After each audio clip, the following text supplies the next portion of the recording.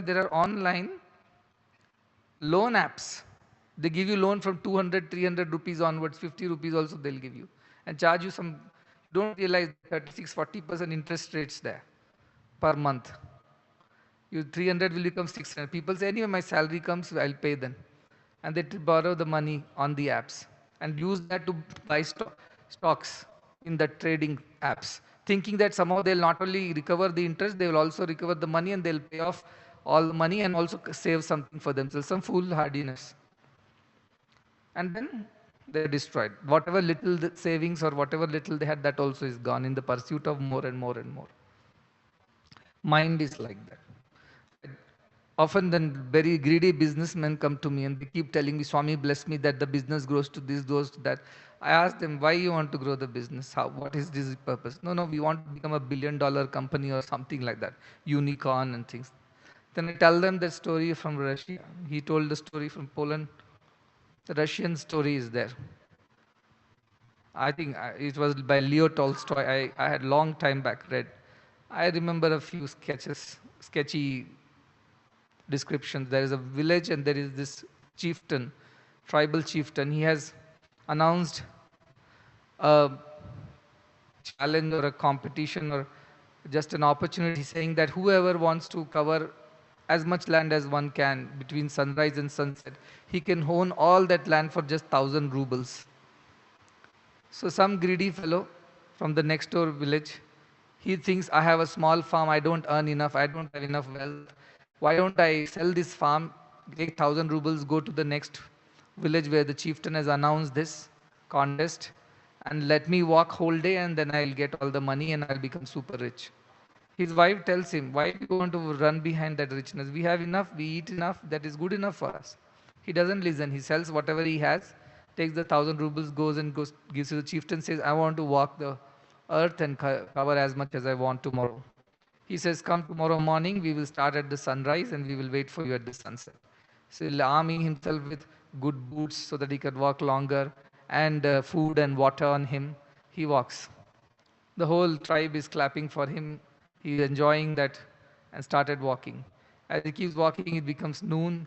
He feels hungry, but then he sees if he eats anything, he will become sleepy or tired. In the sense, he'll feel lazy, lethargic, so he doesn't want to eat. So he throws the food away, keeps the water only. After some more time, as he walks, he's getting into late afternoon, and then he sees there's a beautiful lake. He says, if I walk a little more, I can cover the lake. I'll have plenty of water for our farms, and then I can come back. And then he goes around walking around the lake. He feels thirsty. He drinks a little water and throws the remaining, saying, it is a burden. I'm not able to walk faster. Just when he's about to cover the lake, he sees a beautiful forest. And he sees, if I can cover this forest, then I will have all the wood for myself, and then I can use that for making more money. And so he thinks, let me cover the forest. But it's already going towards the sundown time. And then he thinks, no, I will somehow run. He removes his boots, throws it away, removes his clothes, throws it away, saying that if I can run faster without all this, and starts running like a madman trying to cover the forest. He covers the forest, but then sun is going down. He has to go back all the way to the original place to finish his complete journey. And he starts running like a madman. He's thirsty, he cannot breathe, he's hungry, he's tired, he's sweating, panting, his heart is beating aloud. And this desire, I must reach there somehow and finish this and become the richest farmer in that place. And he runs and runs and runs and runs like a mad dog. Just as he's about to approach, the sun goes down, there is sunset. Still the people, they were standing on a small, I believe a hillock, so they could still see the sun. So they encourage him, run, run little more, and you might just reach in time. And no sun, no light, but he runs and runs, his feet are wounded. He cannot breathe. He's unable to drag himself, so he falls on the ground, crawls on the floor, just to get to that place where he started. Still he's unable to do. People are still encouraging him to somehow cover that last few meters. He drags himself on the ground and finally dies 6 feet away from the place. And the chieftain says, I have never lost this contest. So many greedy men have come. They were never satisfied with whatever they could cover. They always wanted to cover more. And I haven't lost even 1 inch of land till date. because I know what is human greed. And he just says, donate him a 6 feet land, bury him there. That's I can do for the 1,000 rubles that we earn today. This is the plight of a human mind. It desires, and one desire it fulfills, it wants the next one. The next one gets fulfilled, it wants another one. And there is endlessness in this desire. It is an infinite loop. You get into that, you keep going round and round, and never ending. That is why spirituality is taught to us, because it is the only antidote for the poison of Vishaya, Visham, that is poison in Vishaya. And unless we give up that desire for the world, there is no way we can find peace and happiness. Initially, it all looks good. Like as I said, when you go into stock market, I also made money initially and then lost so much. Because your greed starts growing. First you invest 1,000 rupees, you make 2,000. Put 2,000, make 4,000. 4,000, make 8,000. Next time you think, oh, I know the trick. You borrow 5 lakh rupees from all your friends, put that money, everything is gone the next day. And I'm not telling you some stories from somewhere. Our student staff have lost a lot of money like this, doing stupid trading without even realizing it is unnecessary. And I kept on reminding them, why are you wasting your time and energy on this? Teach your children, focus on your studies, go and do your work, seva. Everything is being looked after, and even if there is an emergency in family, it also is looked after by the institution. Why do you want to get into these wrong ways? No, but this idea of I and mine, no, I should have it. This whole thing belonging to a trust is not my interest. My personal wealth is not there. No, my personal registered house, car, mobile, that is what gives me a kick. Using a community facility doesn't give me a high. I must have it in my control, in my name. That is what I'm exactly trying to not do. Because the more things you have registered in your name, your ego gets further cemented. The less things you have in your name, your ego is less. Anything that is in your name will cause ego. Not everybody can handle that ego. Only when you're a custodian of things and you're using as a community facility, your ego will be less. Why? Because it belongs to everybody. You can't singly own it or claim ownership or whatever, right over it. Then it belongs, the hospital belongs to everybody. The schools belong to everybody. The institutions belong to everybody. The ashram belongs to all. When one lives like that, that is when one truly finds freedom and joy. When you try to confine yourself to the idea of I and mine, that's when you are chaining yourself down and restricting your own spiritual development. Because the desire, my family, my house, my wealth, my car, my property, my buildings, my business, my earnings, this is what kills all the spiritual endeavors, this idea of I and mine. But if you live in a community saying everything belongs to everyone, which is the truth here, then it dissolves this idea of I and mine. You can't enjoy that false pride that things belong to you. Nothing belongs to us any which way. You can die any moment. Harati nimisha kalad sarvam, it says. The time can take everything away in a trice. Air India flight, how many people boarded to go to the UK that morning, rich and mighty? 30 seconds, life is gone. What can you tell about? Can anybody write to me that tomorrow you'll be alive and you guarantee that? Nobody can guarantee. So why run behind these paltry things? So, okay, I understand. You have nothing to eat. Nobody provides you for anything. Even if you ask help, nobody will give you. So you have to earn for yourself and secure your future. Make sure that you have financial wherewithals. Make sure that your family's future is taken care of. I understand for a normal person somewhere who has no such support systems like us. But why are we running behind these personal ideas? What does it lead to? It leads to unending misery.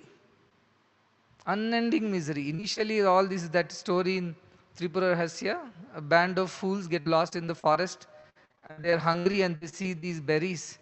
One of them says that this berry might be poisonous, but the other says, who said so? It looks very sweet and yummy, and puts one in mouth. It's really sweet and tasty.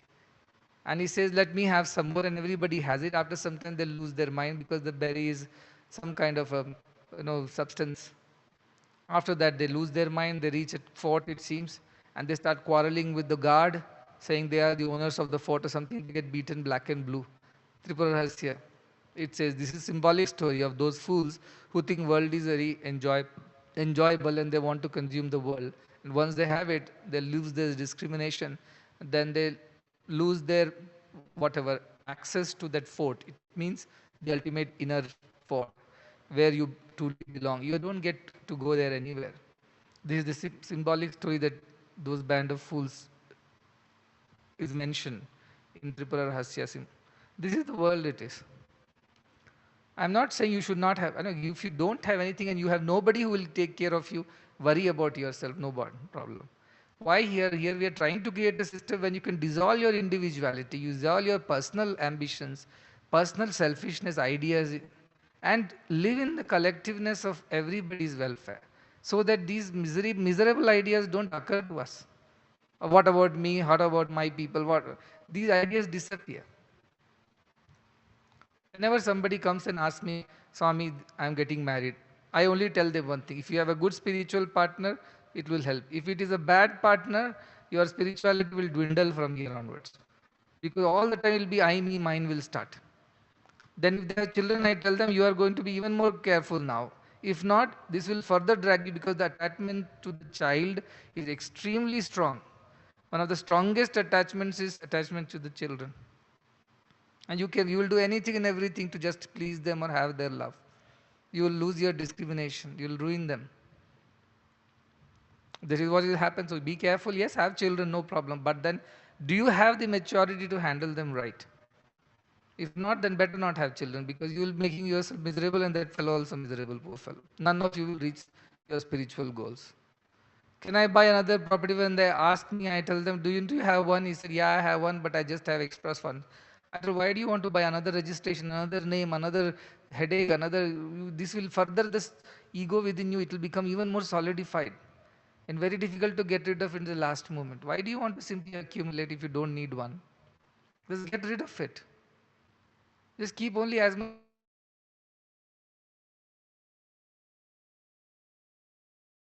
you need. Or hearth or wear akhar and shave off your hair, change your name and beg for alms.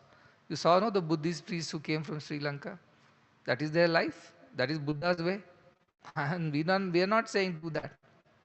Just lead a spiritual life, a life of discrimination and detachment, viveka vairagya. Enough. That will take us wherever we need to go.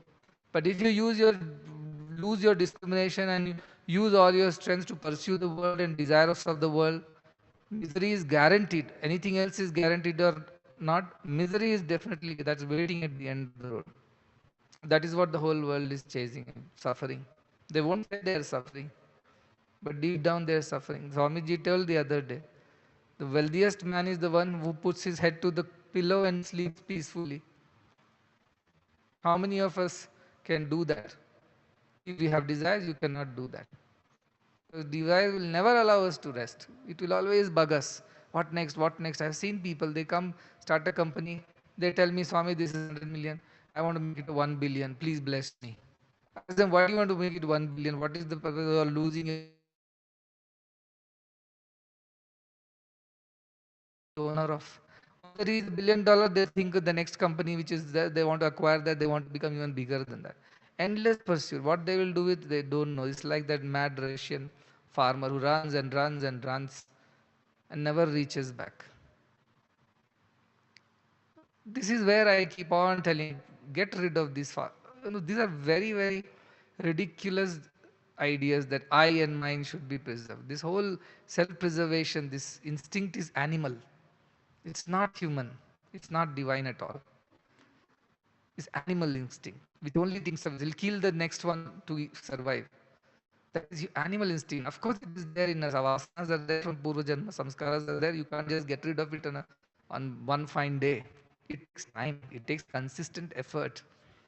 But you have to be cautious. You have to be conscious also that you are growing or not. So every time you dwindle back and slip 10 steps back, I get very hurt because I know the pain of taking you to the other side, the difficulties. Then Swami used to say, I am the great Nataraja, and I alone know the pain of teaching every step of the dance. He is that Nataraja. He knows the pain of teaching us what it takes to be a dancer, he said. That's what I experience. Till I was on the other side, I did not understand any of these things. I was in my own world. Yes, one thing that really always drove me is that I should be called a good boy. I should be good and he should be proud. There's nothing else I wanted from him. I never prayed for any other gifts, anything from him. I just wanted to be seen and known to him as a good person, and he would always be happy with me, never upset with me, never angry. One frown on his face, and I will lose sleep for nights together. What did I do? Why did he look at me like this? Why did he not smile? Why did he not acknowledge me? What did I do wrong? I'll go on, contemplating, contemplating, contemplating to find an answer. And then even if I don't find an answer, I'll go back and say, yes, I have faults. I'm not perfect. I'm sure he expects me to be even better than what I am. So you push yourself to the perfection, that limit. Not that I am perfect even today. I'm sure that you will find 100 mistakes. I get often messages and emails from disgruntled devotees and ashramites how things are not perfect here and how I am not a great leader. I take all that as a positive feedback. He told me, you read all that. If there is some sense in it, improve from there. If there is nonsense, just throw it, discard it. So I'll read, can something be improved? Maybe there is something that we missed out, we improve from there. You look at how this place has grown in last 10, 12 years, what it was to what it is. Through feedback only. Every time somebody ridiculed me for something, I went back and checked whether it was genuine or not. If it was genuine, we tried to improve on it. If it was not genuine, it was just mudslinging, we discarded it. Every time we did that, we grew. We became stronger. That is how we grew. But the only thing that was always in my mind whether he calls me a good boy or not. Nothing else mattered to me. You're a good girl if you're a girl. Nothing else mattered. Nothing at all. $1 billion could not have taken away this one joy of being called a good person by him. That was the ultimate that I ever desired and craved for. Nothing else. I never wanted money. I never wanted wealth. I never wanted all the positions, powers. I worked because he told me to work. He told me how to get some experience under your belt. Now I know why I had to work in that. We run a huge organization, run worth hundreds of millions of dollars with so many countries, so much of currency, so much of other activities, which I wouldn't understand without being a banker. We borrow money to build institutions, we repay those loans. I understand how it works. I have to negotiate deals with the people who fund us or who help us build. There are contracts to be negotiated. All these would not have been possible without the banking knowledge. I understand he trained me 5, 6 years to learn that. Also, then I did every 3, 4 years of into entrepreneurship, and I understood the difficulties of starting a new place, a new organization, culturing people. Even in 3 years, I learned a lot. You look this way and everything is destroyed, what you built till now. That is because it was necessary today. So I know God's ways are mysterious. You want to go back to Him and serve Him, He says, go out and work. And then you realize why. Because ultimately all that knowledge is put to use. But as I've told you, as Guru's role is quite different from being a God or a mother or a father. Guru has to see the progress. Guru has to see your growth. Guru has to see your evolution. If that is not happening and you keep revolving, keep slipping back a few steps every now and then, how can I be happy? Because I am failing in my duty. This is what has been given to me. It was thrust on me. I didn't ask for it. It was a responsibility. It was given to me, forced upon me one way. But I accepted happily because it was given by him. And I told him once, I'll do anything for you. He asked me anything. I said, anything. He told me, go eat 2 fish tomorrow morning for breakfast and come. In front of a whole hall, he asked me. I did not know how to answer as a student. I was dumbstruck. And I did not know what to say. And he said, tell, will you do that? You said just now you'll do everything for me. I said, no, loss of word. Because if I say yes, it sounds like going against his principle. Why should I kill animals and eat? If I say no, I am disobeying him. I did not know what to do. I just stood still. Whole hall was waiting for my response. Then he ridiculed, in a way, in a fake anger, he said, Chi, you don't trust me. Will I ever tell you to do things which are not right for you? I'll never do that to you. I will always do what is right for you. That was a guru in him, he taught me. And same thing I repeat to you. I will never tell you to do things which are not good for you. I'll always tell you the things which are right for you. Even if it is difficult, even if it is uncomfortable, even if it is inconvenient, even if that makes you hate me, I will still do what is right for you. I will not change my stance. And that is why I get ridiculed by people, because they don't like when I say don't do this or do this, because that is not what suits their convenience. But I go on, flow on, because I know this is what is the right thing to do. Why should I bother about anybody else's, whatever they think? Because people are selfish, they think in the selfish way, then they can never see the right thing. So all I'm trying to tell you is that a journey of evolution cannot be undertaken alone. You need companionship. You need people of similar understanding, similar goals, similar enthusiasm. And you need a teacher, a guide to take you. And if you make everybody's life nice to each other and following the rules of the game is a joy. But if you break the rules for your selfish sake, you change the rules, get distracted, you make everybody else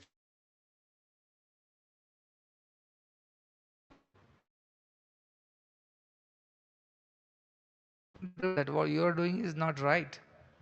You are hurting everybody else's interest as well, because that is not fair. So to go back, know what is wrong, you go back, meditate, contemplate, think about where you're going wrong, and come back later. If you are, if you find where the fault is and you are ready to correct yourself, come back. But don't just take things casually, and don't run behind these silly things. Some people may sometimes say, "Oh, he's too strict." These are things which are normal everywhere. Why he does not allow us this and that? I tell them, I will allow you, but I know that is the beginning of the end. The moment you take one liberty, your mind gets used, and it will encourage you. It will reward you with some kind of whatever hormones that you got it, dopamine or whatever. And then you get addicted to that. Then you want to do the next thing, you get excited again. Do the next thing, get excited, till it goes and drags you like that farmer of Russia into your own grave. And this I have experienced. I've seen people's downfall also in this mission also. Despite advice, they won't listen. They're so consumed by that desire, they just won't listen. Like Sita is arguing with Raman. I never asked you for anything. I came from my father's home. I joined you in this Vanavasa. Never opened my mouth and sought any gifts from you as a wife, which is my right. All this is there in Ramayana. Read that.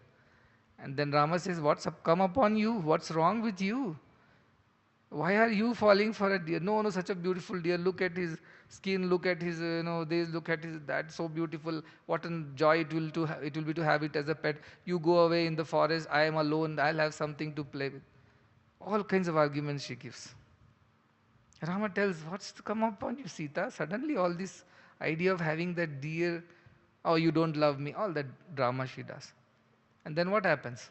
He says, "Okay, I'll go get it, but make sure you don't cross the line, or don't leave the house. Lakshmana, stay put, guard Sita. I'll come back." Rama goes to fetch the deer, which is a Maya Maricha. It is not real, but desire sends the discrimination away. Then comes this loud scream, "Ha Rama, ha Lakshmana," he cries. Who? That Maricha cries in the voice of Lakshmana. Delusion. Sita is confused. Oh, something must have happened to Rama. Lakshmana, go. Lakshmana says, "How do I go? He told me to stay here. I am here to follow him. He is the Atman. I am the Buddhi. I will not leave." But this desire which Sita represented, says, "No, you have eye on me." Look at Lakshmana, never looked at Sita's face, always looked at her feet, treated as his mother. "No, you're eyeing me. You have ulterior motives. You have dirty desires." This is how she accuses Lakshmana. Look at how desire can do to you. And then Lakshmana says, "I can't hear it anymore." Such accusations. And he says, "At least I pray, don't cross this line. Please stay within. Allow me to go and do what I can do for Rama. But I believe Rama is all powerful. Nobody can harm him. Let me nevertheless go and see, because you accuse me of desire for you, which is not true." And then he goes. Yet Sita is not done. Then what is the sounds are coming from the fire? Ha Lakshmana, ha Sita. And then comes Ravana, opportune moment, destruction is arriving. And tells Sita, "Cross the line, cross the line." If you don't cross the line, I will curse your entire kingdom, your husband, your everybody. Knowing very well Rama is Purushottama, nobody can harm him. Her desire makes her forget the delusion in her mind. She forgets who Rama is, who Lakshmana is, who she is, because of that one desire. And Ravana arrives. And he forgets, don't cross the line, and she crosses the line. Once she crosses the line, she loses Rama, she loses her peace, she loses everything in her life. And the life was never the same again for them. She could never live with Rama ever again. That was the end of her life's journey, the joy. Why curse Rama? It is desire. That is where I am saying desire has taken whatever total control over a personality like Mother Sita, who lost her husband Rama, Lakshmana, the kingdom, stayed miserable in the captivity of Ravana, was accused of whatever impurity or things like that when she returned, lost her everything because that one desire to go behind that golden deer which was not even real. And despite the wise counsel of both Rama and Lakshmana, she didn't listen. She that was so stubborn, and she used such kind of words that no husband or no brother-in-law would like to hear from somebody like his wife or a mother like brother's wife. But it happened. These are not. That is why we are saying history is replete with stories when every time we have run behind desires, we have destroyed everything. And that is why do not run behind such ambitions, which only are for your personal sake. And even if somebody as wise as Narsimurti I or anybody elder counsels you, you don't listen, you do your own thing, nobody can help you. And you know what pains me the most is I look at you, I look at the thousands of years of your soul's journey, how many lives it has lived in misery, penury, and absolute depression and dejection. How many lives it has craved for light and wisdom and freedom.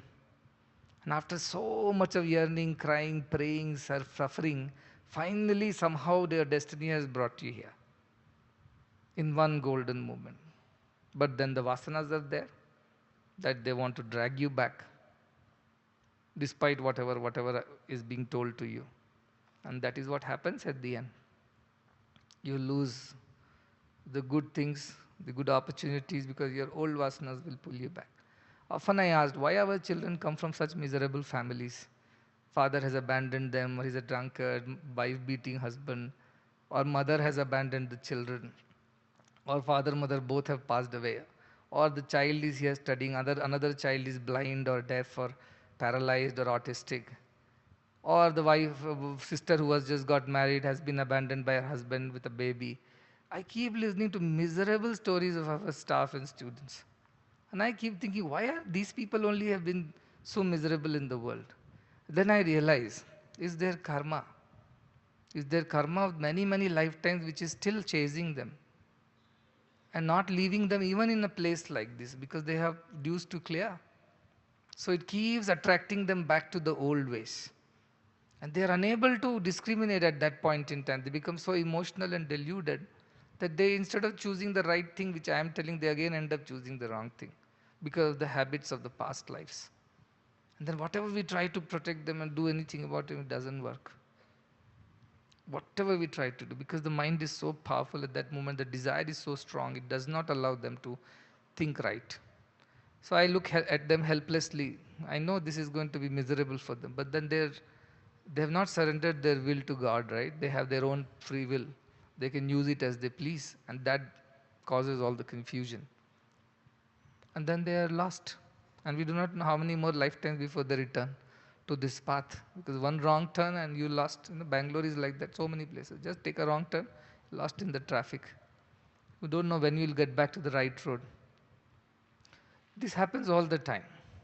When Mother Sita was not spared, what are ordinary people? But these stories are to tell us symbolically what happens when we develop a wrong idea, wrong desire. And when karma comes, Rama goes. That's what it is. So that is extremely important. I keep repeating it at the cost of irritating you because till it gets into your skin, I cannot give up. Till you accept it, till you are convinced and acknowledge it that yes, this is the way, there is no other way. How can I leave it? Till a student learns, the teacher has to repeat the lesson. But a good student learns fast. He has Shraddha. He wants to learn, he wants to grow, he wants to become wise. So he's a joy to teach. There are bad students too, who are not willing to learn, who are not interested in growing, and not interested in being wise. So they creating trouble also for the teacher. But good students don't do that. So if we are students of spirituality and we are moving forward towards God, then this is what we need to do. Unless we are ready to sacrifice the lower things, we cannot get the higher things. Simple as that. You can't have this, have that, have this, everything and then enjoy. No. Yes, this place might look a little nicely done and everybody is comfortable because we are a global organization. If this was a UNESCO headquarters or UN headquarters, do you think you will have unpaved roads and unpainted walls and no gardens and things falling apart? Would you want that? No, we are a global organization. We are not just a spiritual entity, some ashram of the past. So it has to be maintained and kept up like that. It's still not the way it should be according to me, but then that we have limited resources, we can only do so much. So there is a reason why things are the way they are. But this is not to provide you with material luxury. I understand. In those days when there was no internet, people had their own ways of doing things. Now there is internet, everybody needs to use it for the right purpose. It helps us to grow fast, learn fast. I learn a lot from internet. Every day I read articles. I keep surprising and shocking our medical fraternity. Daily I send them one article on our WhatsApp group, something to learn from. I am learning. Every day I read in the morning. Economic Times Health. It's an online thing. And every day I send an article to them, a new thing. And today I discovered one article about one bacteria or some kind of a microorganism, whatever those infectious things in the hospital. Now it consumes the medical consumables, like it grows on your dressings and things like it eats that and grows. It's very dangerous. They discovered it only in the May of 2025. It means it can cause infection. It is multi-disease, multi-drug resistant. And you don't know how to control it. If it gets into your theater, that's it. It thrives on all your in a sterile environment also. So it can cause infections. So I was warning them, look into this, don't end up with this bacteria or whatever it is. Because there is no way to get rid of it. Because it thrives on even in a sterilized environment in your consumables. So I use internet to learn things. How do I know so much? People ask me. No, not from some divine intuition. I keep reading. Every day, 2 to 3 hours, I keep reading. If I'm sitting quiet, I have nothing to do, I'll keep reading. Something new. Because I'm running a huge organization, a university. I have to learn. I have to be in the top of the game. Otherwise, people won't respect me. People won't respect this university. So keep learning. I don't need to learn any of these things. Why should I learn? What do I need to gain out of it? Not for my sake. So use the facilities for the right purposes. I have no problem with that. But use it wrong for entertainment, for your own personal pleasure and leisure, then I am not going to agree. Why should somebody spend on our entertainment, unnecessary entertainment? Good entertainment is still okay. You're learning some Carnatic music, students are there. Swami give us access to YouTube videos. Swami give us access to this website. Swami give us access. I said, okay, as long as you're learning. That I don't mind. But you go and start watching unnecessary things, then why would I agree? Everything, anything being done is done for your highest good. Don't forget that. Not just for your good, but highest good. In that highest good, there are lower goods are there. Like you should get educated, you should get onto your feet, you should learn some new skills, you should grow, evolve, academically, intellectually. All that is lower goods. They will happen along the journey. But the highest good is to grow you spiritually and make you the person that you're supposed to become and get rid of all the old lifetimes of vasanas and samskaras. That is the whole idea of purification is the idea. If that is not sinking in, then you're not in, whatever. You don't deserve this, that's all. Then if I deny you that, then you get angry, then you hate me, you hate the system, you hate everybody, like children hate their parents when they're denied things that they want. Somebody can shoot their mother for PUBG game, then you can imagine what level of, how low we have sunk as a humanity. And this is a misery everywhere. People are scared. They don't know how to deal with it. I went to Australia. Those kids are using words I don't even understand. Skibidi and things like that. For everything they say skibidi. I asked, what is this skibidi? He said, this is just a casual term. I thought, where do you learn from? For video games. That's not English. And what does it mean? For everything, skibidi. Or this is not English language. What is this language? This is what it is. They're so influenced by it. You can't even know, you don't even know their vocabulary. They speak another language altogether. This is evolution or devolution is my question. From that beautiful literature, language, culture, to this kind of miserable vocabulary and the attitude that comes with it. That's even horrible. And I'm seeing it everywhere. It's dangerous because we are devolving as humanity. We might become very smart in terms of our artificial intelligence, machine learning, and things, but as humanity, we have a soul that needs to be fed, that needs to be looked after. That's when we are real humans. But that's gone. Parents don't care, institutions don't care. They are interested in money.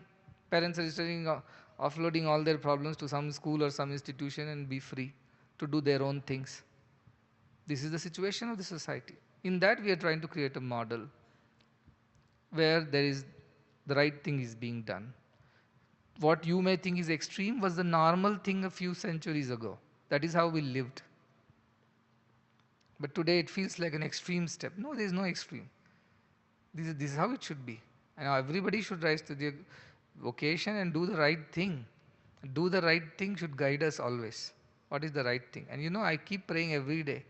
Let no injustice happen because people are indisciplined, they break rules, they cause disturbance. Like in a traffic police, what will you do if somebody is breaking the rules? Then the police has to take charge, right? He can't allow some kind of anarchy to prevail.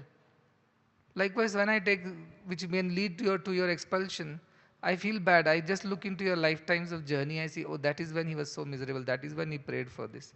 But again, he wants to go back to the same old ways. What can I do? Mind very, very forgetful of good things. Very quickly, it takes things for granted. That is the nature of mind. So unless you elevate from mind to the discrimination of buddhi, you will keep falling into the lower ideas of senses. The mind has to be elevated by constant practice and intellect, as I said, buddhi or this discrimination should be guiding you at your level. If that is also not, won't find it difficult, pray. Go to the intuition level. Intuition is the easiest thing to do. It will just tell you what is right. You don't need a second opinion from anybody, including yourself. Just do. But no, because our habits of the past, where our mind has always taken charge of things, we don't listen. So these are my problems, and I keep telling that we must, whether you are young or old, new or, don't take things for granted. Vishwamitra fell from such elevated heights for one Menaka, who's whatever.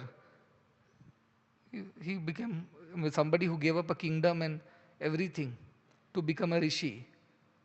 And Menka comes and he falls for her, and that's it. Ends up with the baby and ends up with the child. That is how all this Shakuntala and things like that. All I'm saying is that great ones have also not been spared from the lure of desires. Ordinary mortals, what do we talk about? These people did tapasya for thousands of years, they say, and yet they fell for things so silly. What are ordinary people? So this is such a protected fort-like thing where everybody can live peacefully.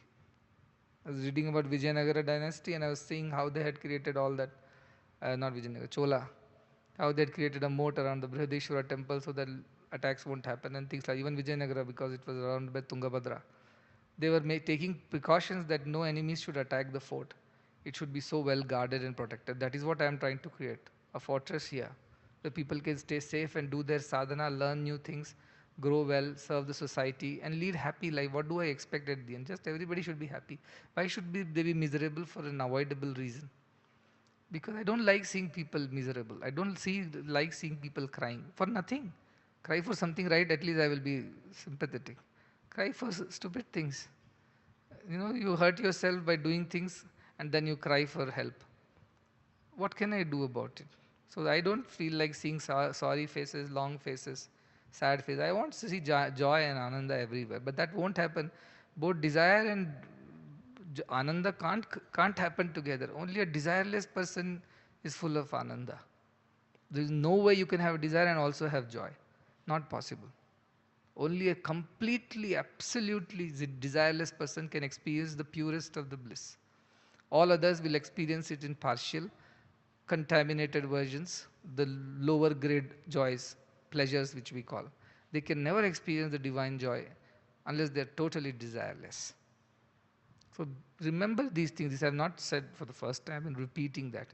Now getting God to say you are good, nothing else makes us more happy. That should be our way of life. Whether God comes to you physically says, or at least you know God is happy with that is enough. At the end of it, you have to go and answer to God only. You don't have to answer to anybody else. And God should say, I'm happy with you. Bhakta ativa me priya. Very dear to me. That's it. All achievements have been achieved. There's nothing more to gain beyond it. That is how I have lived. This is my story. If you are interested in life like this, then put efforts towards it and give up everything else. And I'm not saying that it all happens on the first day. One day it will be very, very devoted. The next day you will fall for small things. Again you will come back. This will be a process. But every time you're slowly and slowly and slowly getting stronger. That has to happen. I'm not saying everybody has to become a Sadguru and start opening ashrams and running institutions. May not be, that's not written for you. Maybe something else, maybe you should be a good doctor and serve patients. Maybe you should be a good singer and entertain people with spiritual joy. Maybe you should be a good engineer, build things for poor people. Maybe you should be a good scientist, invent new things which will help people. Maybe anything. That may be your path. And nothing is greater or lesser. It's your path, that's it. But if you want to pursue that and if you want blessings of the divine so that you succeed at it, you have to be serious about your own spiritual progress. Uddharet atmanatmanam. You have to help yourself. I can only do so much. Beyond that, I cannot do. Because beyond this, your free will comes in my way. And that does not allow me to cross. I can't break it. Unless you are totally surrendered to free will, I can't even take charge of things. I need your permission to work on you. But if you don't have complete surrender, lip service is okay, I am yours and all that is okay, I've heard, but that they don't truly mean it.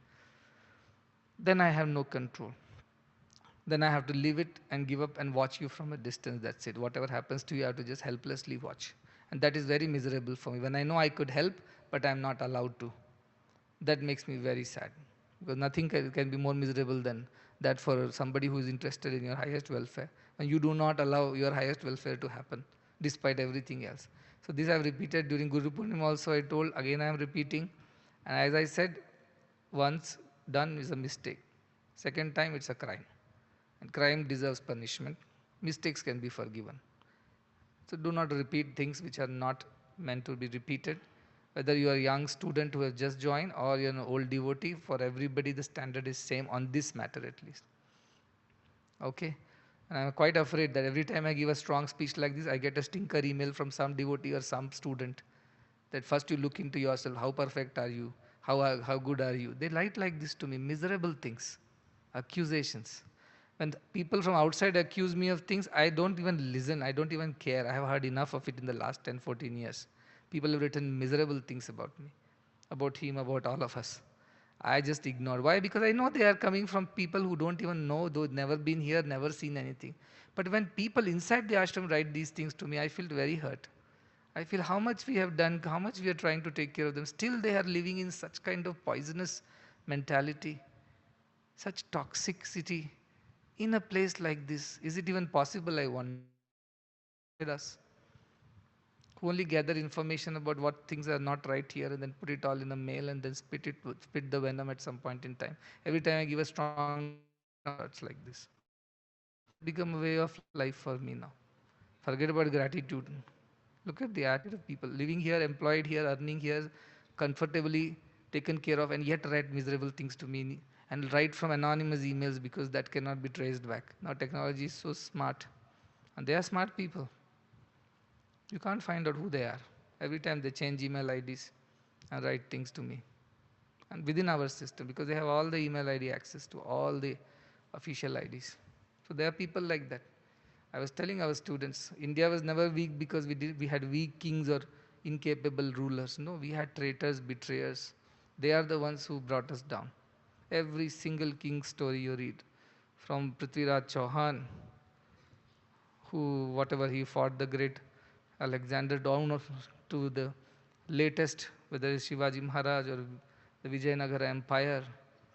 Look at every downfall was because of a traitor who did things because they were so selfish. It was about I, me, and mine.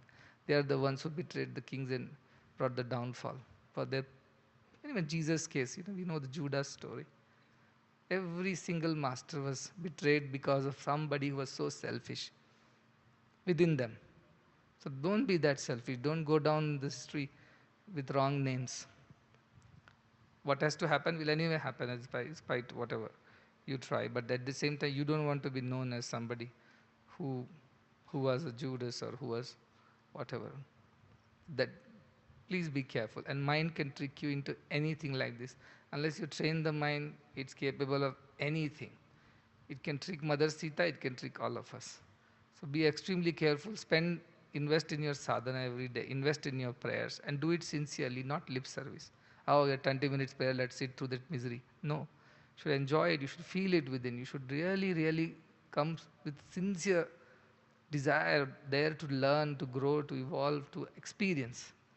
Just don't come casually, dressing up and attending prayers, whether it's morning and evening, just because it's a rule. No, don't do that. If you don't go back out of the auditorium touched in your heart, feeling as if you have bathed in Ganges, that purity, that sanctity, if you are not feeling that, then all this satsang is not of any use to anyone.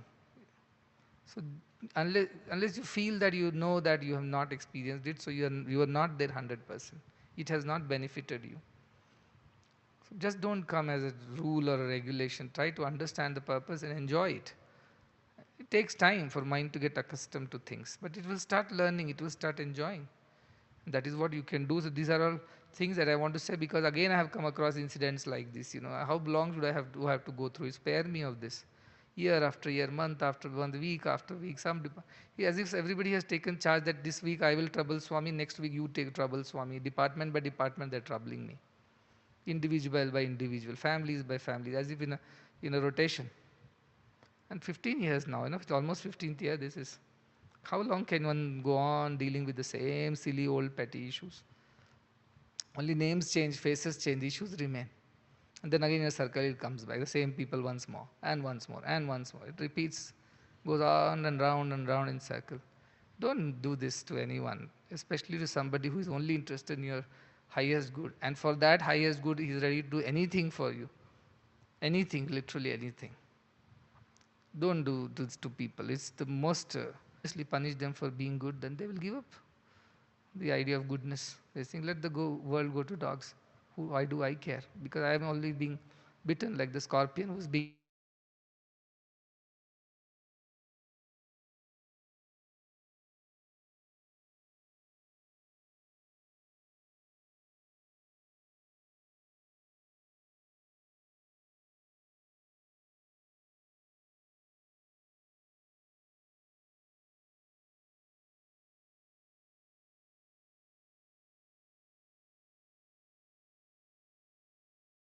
Being simply that. Time, don't make me speak again. Last time it was one group of people, this time is another group of people. The group of people have changed, the misery remains the same. But I am the same one person, right? You are different. I have to deal with this every other week, every month, every year. I'll one day if I give this up, saying that enough is enough, you are on your own after that. I don't know where will the boat go without a rower, without the boatman. Where will the boat go? Right? So don't push the boatman out of the boat by rocking it so hard.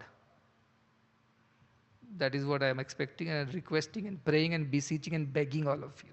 Don't push me to that limit, please.